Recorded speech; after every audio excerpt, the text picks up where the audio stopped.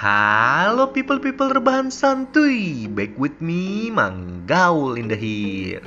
Bagaimana nih kabar kalian semua? Apakah masih stay to the santuy? Ya. Manggaul selalu berharap semoga kalian diberikan kesehatan, diberikan yang sehat-sehat lah supaya kalian bisa menonton terus konten Manggaul guys ya. Nah jadi pada kesempatan kali ini Manggaul ingin sedikit mendongeng tentang alur cerita dari film Along with the Gods. Kalau dalam bahasa Indonesianya sih artinya bersama para dewa. Di film ini nantinya kita akan diperlihatkan tentang spoiler setelah terjadinya kematian, di mana terdapat penghakiman berupa sidang-sidang yang akan mereka jalani, entah itu sidang kemalasan, sidang pembunuhan, sidang ketidakadilan, dan masih banyak lagi. Mau tahu keseruan ceritanya? Ya udahlah, kita ucapkan slogan bersama. Seperti biasa tanpa banyak bacot, banyak kecot, dan banyak cocot lagi. Let's go to full alur cerita.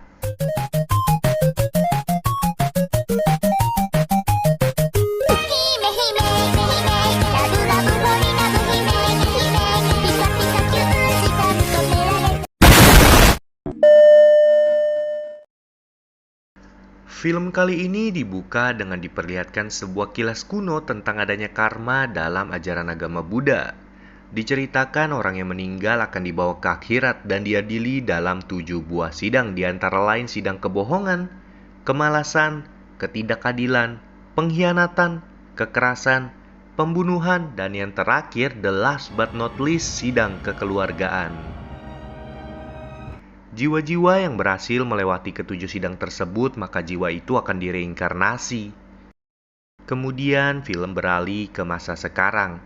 Kita diperlihatkan seorang pemadam kebakaran yang sedang mencoba menyelamatkan gadis kecil. Terjadi penyelamatan yang sangat spektakuler. Namun sayang, tali pengaman yang mengikat mereka berdua putus seperti harapanku untuk memilikimu.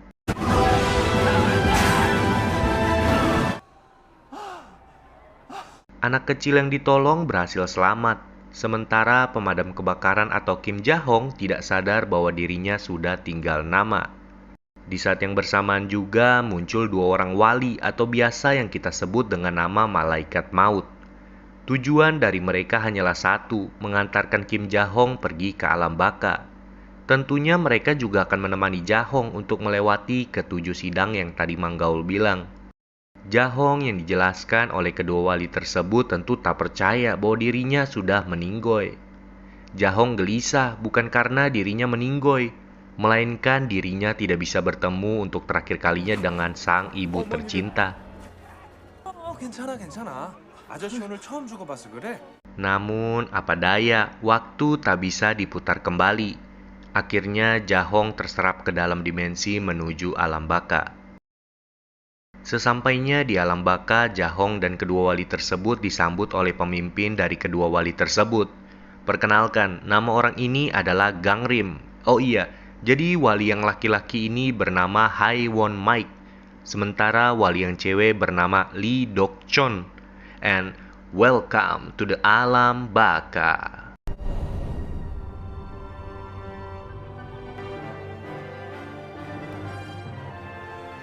Tapi sebelum mereka masuk, para wali memasukkan nama mereka pada sebuah alat. Dan mujurnya Ja-hong merupakan seorang arwah mulia, yang dimana kesempatan arwah Ja-hong untuk reinkarnasi lebih besar daripada arwah lainnya. Jadi arwah mulia adalah titel yang diberikan kepada mereka yang selalu melakukan hal baik semasa hidupnya. Dan tanpa banyak cocot setelah itu, mereka langsung pergi ke sidang pertama, yaitu Kawa Arwah Pembunuhan.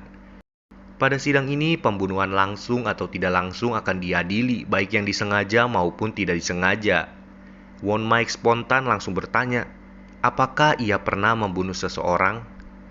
Dengan segala kesadaran diri, Ja-hong merasa bahwa ia tidak pernah membunuh sekalipun. Dan dimulailah sidang pertama. Di awal sidang, Ja-hong langsung dituntut 5 tahun hukuman, karena ternyata dulunya ia pernah meninggalkan kawannya dalam sebuah kebakaran yang membuat kawannya itu meninggoy. Para wali yang mendengar hal tersebut langsung meminta cermin kehidupan untuk ditayangkan. Dan dari sini terkuak fakta bahwa Ja-hong bukan meninggalkan kawannya untuk menyelamatkan dirinya sendiri dalam artian egois. melainkan Jahong disuruh temannya untuk menyelamatkan orang lain terlebih dahulu. Mendengar hal itu, dewa pun menyatakan bahwa Jahong tidak bersalah. 귀인 김자홍에게 기소된 살인 혐의에 대해 Kemudian mereka semua melanjutkan perjalanan melewati Sungai Kemalasan. Di sini Jahong bertanya kepada para wali, "Mengapa kalian ingin sekali menyelamatkan diriku?" Gangrim selaku ketua langsung menjawab, "Kami para wali arwah juga ingin melaksanakan reinkarnasi, di mana jika kami para wali dapat mereinkarnasi 49 arwah, maka kami bisa reinkarnasi dalam bentuk apapun yang kami mau." Dokchon juga menambahkan bahwa Jahong akan menjadi arwah ke-48 yang akan mereka reinkarnasi. Tak terasa, tiba-tiba dalam sekejap mereka sampai ke sidang kedua, yaitu sidang kemalasan. Pada sidang ini, para wali langsung menunjukkan kegigihan yang dilakukan Jahong semasa hidupnya, di mana ia selalu bekerja, menolong, bahkan rela tidak dibayar demi membantu orang-orang. Dewi Sidang yang melihat kelakuan Jahong sampai terheran-heran dan memutuskan untuk Jahong dapat melanjutkan ke sidang ketiga. Namun sebelum itu Dewi kembali bertanya, "Apa yang membuatmu rela melakukan semua itu?" Tanpa diduga jawaban Jahong adalah ia melakukan semua itu karena uang. Mendengar jawaban Jahong, muka Dewi Sidang berubah 180 derajat. Dewi Sidang marah karena Jahong menuhankan uang, sehingga memutuskan Jahong dihukum pada sidang kali ini. Para wali yang masih tidak percaya dengan putusan Jahong langsung nyebur ke dalam Sungai Kemalasan. Mereka kembali menjelaskan bahwa Jahong merupakan tulang punggung dari keluarganya. Ia harus mencari uang untuk mengobati ibunya yang sering sakit-sakitan. Sementara di satu sisi ia juga harus membayar uang sekolah milik adiknya. Dewi yang melihat Jahong hidup untuk keluarga akhirnya memaafkannya, dan sidang kedua pun tamat dan Jahong dinyatakan tidak bersalah. Mereka kembali melanjutkan perjalanan menuju sidang ketiga.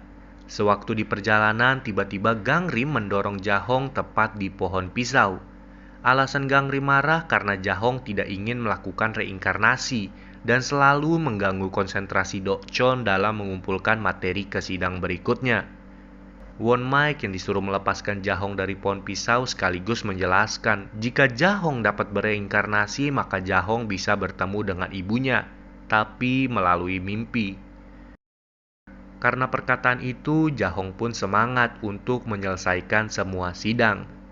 Setelah setengah perjalanan, sampailah mereka ke tempat di mana hanya arwah mulia yang dapat menaikinya. Kalau tidak salah namanya perahu kecepatan. Awalnya perjalanan mereka ceria, tapi tiba-tiba monster-monster neraka muncul menghajar mereka. Gangrim dan Won Maik berusaha keras untuk menghentikan monster-monster tersebut. Sementara Dokchon menjelaskan kepada Jahong bahwa di dunia nyata ada keluarganya yang menjadi arwah pendendam dalam kurung meninggoy. 깨가지고 엄마, 아빠, 형제 그 사람들 중에 누군가가 죽은 거라고. Setelah kejadian itu, akhirnya Gangrim pergi menuju kehidupan manusia. Tak butuh waktu lama, Gangrim langsung menemukan arwah pendendam yang ia cari. Terjadi kejar-kejaran yang wadidaw.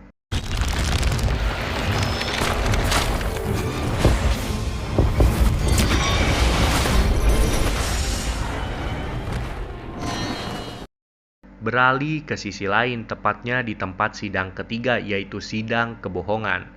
Pada sidang ini, para jaksa tidak segan-segan langsung menuntut Jahong karena terbukti Jahong pernah menyebarkan 98 surat yang isinya penuh dengan kebohongan. Para wali yang melihat hal itu bahkan tak bisa berkata apa-apa. Tapi untungnya Gangrim yang sementara di dunia manusia bisa terhubung dengan Dokchon yang ada di alam baka. Gangrim pun menjelaskan bahwa Jahong melakukan itu semua untuk hal yang baik. Ia sengaja membuat surat kebohongan untuk ibunya agar ibunya bisa senang dan pulih dengan cepat dari penyakitnya. Sementara surat yang dikirim ke anak rekan kerjanya itu berupa surat untuk membuatnya lebih teguh dalam menghadapi hidup. Mendengar perkataan Gangrim, sang bocil kematian pun akhirnya membebaskan Jahong dari segala jeratan tuntutan. 적폐지 뒤에 귀인이라고 써붙은 애들. Kembali lagi ke tempat Gangrim, akhirnya terkuak fakta bahwa yang meninggal adalah adik dari Jahong. Namanya adalah Sohong.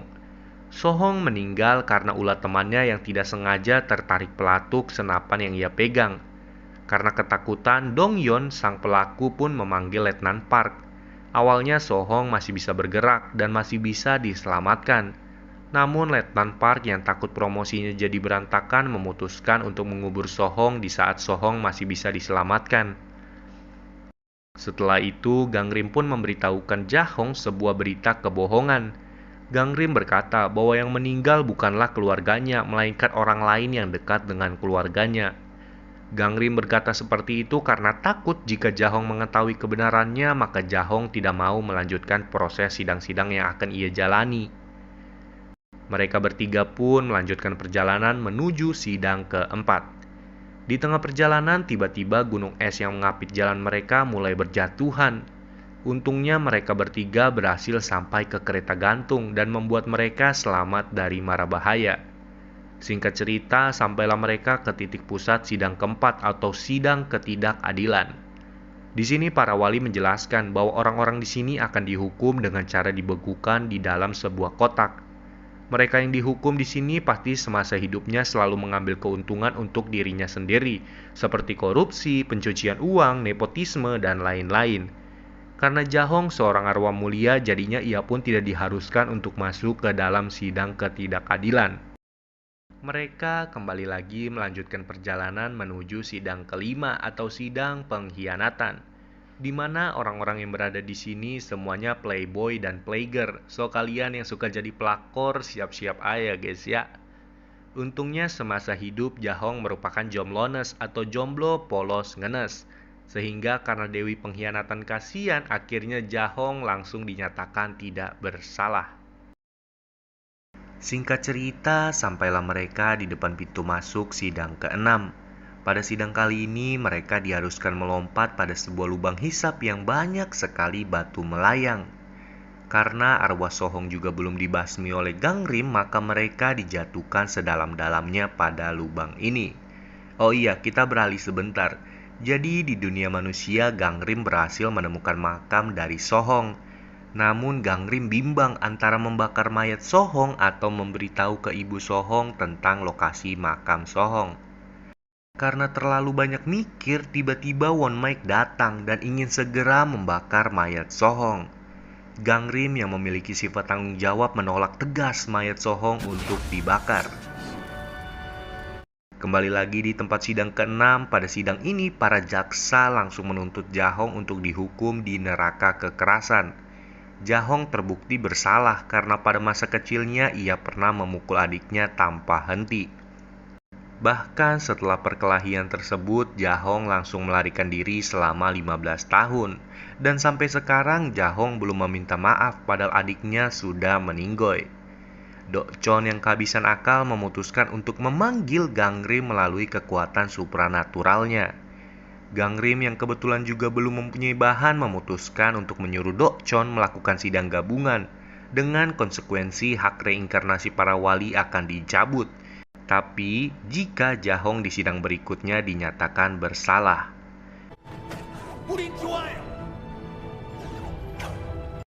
Mereka pun kembali melanjutkan perjalanan menuju sidang terakhir atau sidang kekeluargaan. Di tengah jalan, Dokchon terkaget-kaget dengan menemukan sebuah fakta bahwa ternyata dulu Jahong pernah berniat untuk membunuh ibunya sendiri. Kemudian Jahong pun menjelaskan bahwa ia dulu memang sempat ingin membunuh ibunya dikarenakan keluarga mereka yang sangat kismin. Namun pada saat itu Sohong melihat dirinya sehingga membuat Jahong melampiaskan amarahnya pada adiknya sendiri. Karena kejadian tersebut, Jahong malu dan memutuskan untuk pergi dari rumah. Jahong juga menambahkan, ia lari bukan karena takut, melainkan ia ingin terus-terusan mencari uang dan mengirimnya untuk adik beserta ibunya. Di saat yang bersamaan, monster-monster dari tanah tiba-tiba bermunculan. Won Maik langsung mengeluarkan senjatanya dan mulai melakukan serangan. Hal ini terjadi dikarenakan di dunia manusia terjadi sesuatu yang wadidaw. Jadi ketika Gangrim ingin membawa Sohong ke dunia alam baka, tidak sengaja mereka melihat ibu Sohong didorong oleh Letnan Park. Dan karena hal itulah Sohong menjadi kembali arwah pendendam. Sohong yang sangat marah memporak-porandakan area di sekitarnya, sampai pada akhirnya Gangrim memberitahukan bahwa jika Sohong terus melakukan hal ini, maka Jahong yang berada di alam baka akan terkena dampaknya.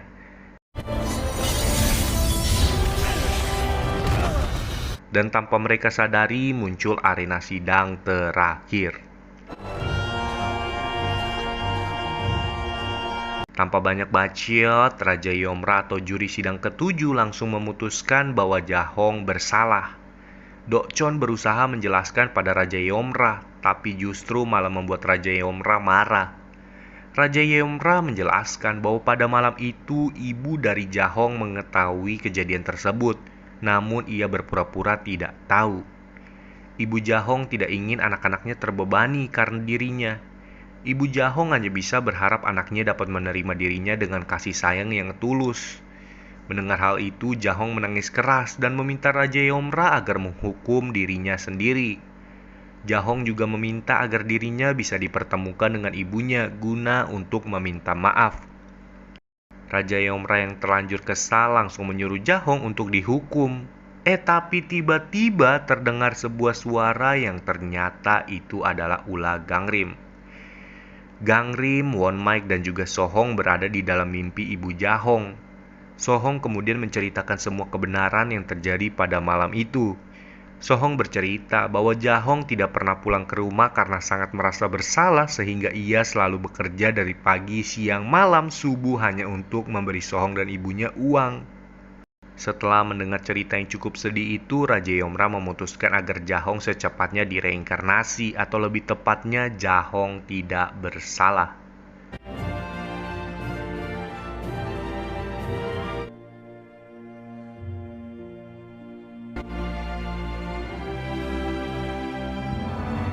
Sementara di satu sisi, Gangrim mengajak Won-Maik kembali lagi masuk ke sidang pertama untuk menemani Sohong. Gangrim berkata bahwa Sohong akan menjadi arwah ke-49 yang bakal mereka reinkarnasi. Dan film pun tamat. Wadidaw, sungguh mables film yang penuh dengan drama, bumbu-bumbu cinta, dan harmonis keluarga. Jadi cerita berhenti di saat itu juga, namun masih ada kelanjutannya di Along with the Gods 2. Mau tahu ceritanya nggak? Iya ya, di like, komen dulu, subscribe dulu dong. Ya udahlah ya, sampai jumpa di next dongeng. Bye bye, Manggaul in the cabut.